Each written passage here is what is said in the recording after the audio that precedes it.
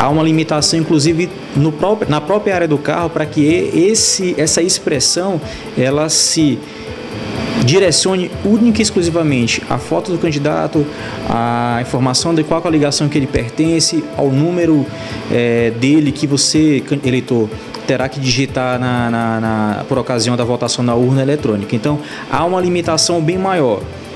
Por exemplo, antigamente você via praticamente toda a cidade pintada com cores de candidatos. Agora isso é uma coisa do passado.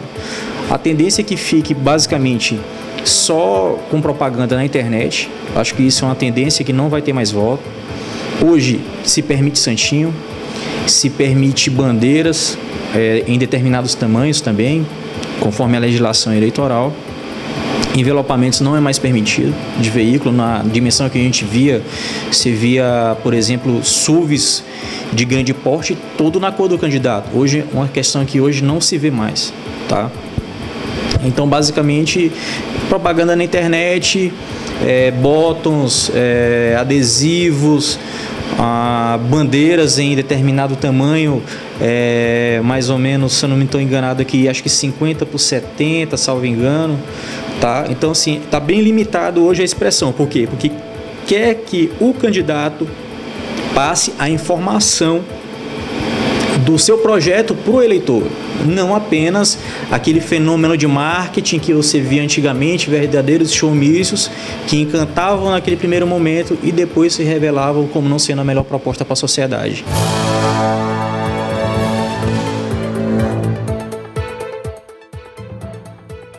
Crimes ambientais com relação a ficar espalhando santinhos em volta das sessões eleitorais. Isso está sendo punido. O candidato que porventura for flagrado, ainda que por terceiros, correligionários ou não, atirando santinhos na cidade, será prontamente fotografado e enviado, recolhido aquele material como uma amostra para ser encaminhado tanto no crime eleitoral quanto no crime ambiental, tá? Portar o santinho para votar? Pode. Manifestação silenciosa, apenas no visual, às vezes um adesivo, uma cor?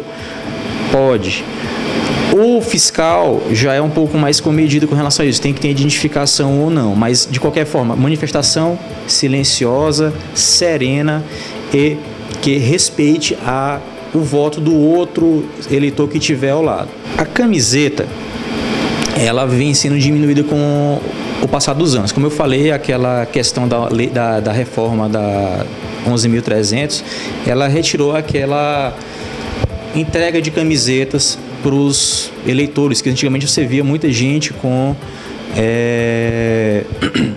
camisas de seu candidato. Hoje em dia também é melhor evitar o uso de adereços que remetam a determinado candidato. Como falei, menos é mais nessa hora.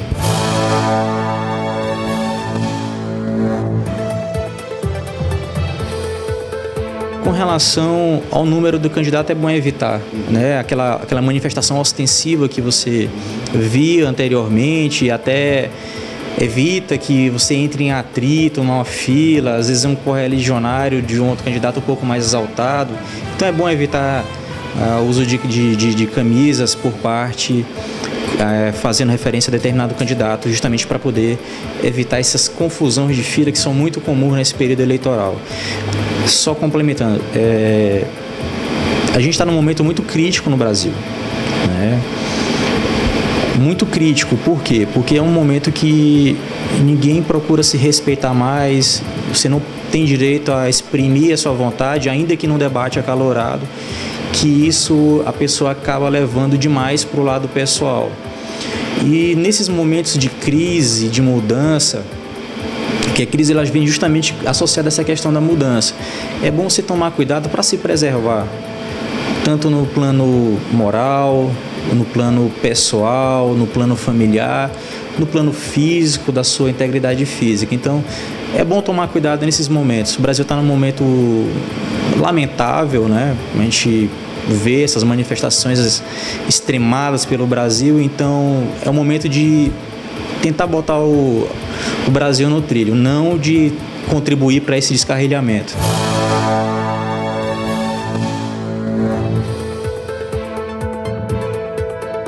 levar documento com identificação com foto, CNH, carteira de trabalho, passaporte, identidade, documento de algum de exercício profissional, carteira da OAB, carteira do CRC, se for contador, do CRM ou CFM, se for médico, enfim, sempre associado ao título de eleitor. Por quê? Porque isso é o que está determinado na norma, né? Na eleição passada não houve essa flexibilização que poderia induzir o eleitor a erro. Então, para essa eleição já está um pouco mais debatido, então é bom sempre levar os dois documentos. Um com foto e mais o seu título de eleitor, para evitar qualquer confusão por ocasião da hora do momento da votação.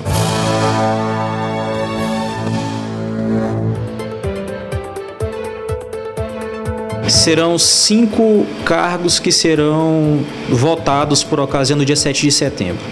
Presidente, senador, governador, deputado estadual e deputado federal.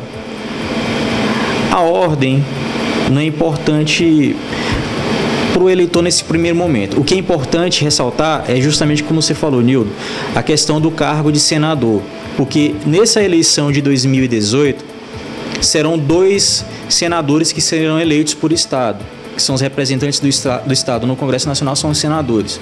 Então, eleitor, lembre-se, você votará em 2 senadores, cada um com a sua numeração com 3 números. Deputado federal com 4 números, deputado estadual com 5 números e presidente e governador com 2 números.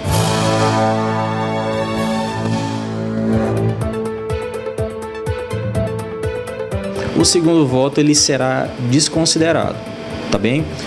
Você só tem direito, eleitor, a votar em um senador por vez. Você não poderia repetir. Isso é inclusive uma dúvida muito recorrente quando é essa eleição de senador. Então, se você tem direito a 2 votos, você não pode dispensar os 2 votos no mesmo candidato.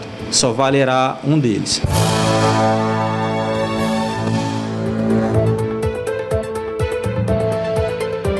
Até anos 90, o voto nulo ele era inválido e o voto em branco ele era computado, mas não para determinado candidato, ele era considerado o voto válido.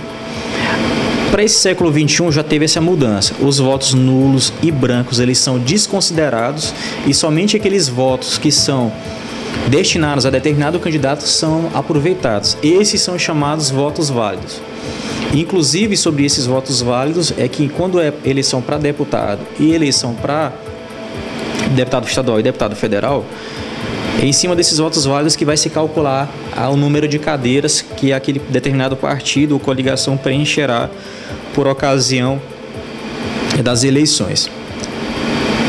O voto válido ele não considerará o voto nulo e o voto branco, sempre. Somente aqueles votos que forem computados para os candidatos escolhidos é que serão aproveitados para serem considerados assim o candidato eleito ou não, ele recebeu o voto ou não. O voto nulo e voto branco ele não será validado. Os que não comparecerem, exatamente, ou votarem em branco ou nulo não serão considerados.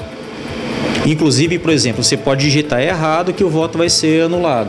Pode acontecer essa situação, tá? Então, havendo isso, somente aqueles votos que forem realmente computados para o candidato escolhido pelo eleitor é que serão computados no final das contas. Tem uma questão que eu queria até esclarecer, que eu acho que isso nunca foi debatido, mas a questão da utilidade do voto ela tem que ser pensada pelo eleitor. Tem muita gente que deixa de votar por protesto. O voto no Brasil é obrigatório, diferentemente do que acontece em alguns países do mundo, especialmente Estados Unidos.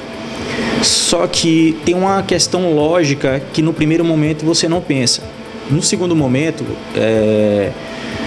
você não comparecendo, você estará beneficiando automaticamente o candidato que está em primeiro lugar, seja ele uma pessoa que você gosta ou não. Por quê? Porque você não votando, ou votando branco, ou anulando o seu voto, quem está em primeiro, ele tende a ficar em primeiro de forma mais rápida. Então, assim, é um efeito indireto da falta do eleitor no dia das eleições, do voto branco e do voto nulo. Então ele promove mais rapidamente que aquele candidato que está em primeiro lugar, ele chegue naquele patamar superior a 50%, por exemplo, que garantiria a eleição. Então, às vezes, aquele candidato que não está em primeiro lugar também é um candidato que você não queira votar, então ele pode ser beneficiado indiretamente com essa situação do voto nulo ou do voto em branco. Ele acelera essa garantia que ele tem de ficar em primeiro lugar.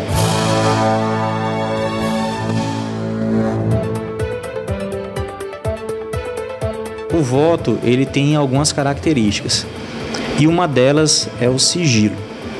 É o sigilo da votação. Então, a única pessoa que tem que ter fé no depósito daquele voto na urna é justamente o eleitor. Somente a ele cabe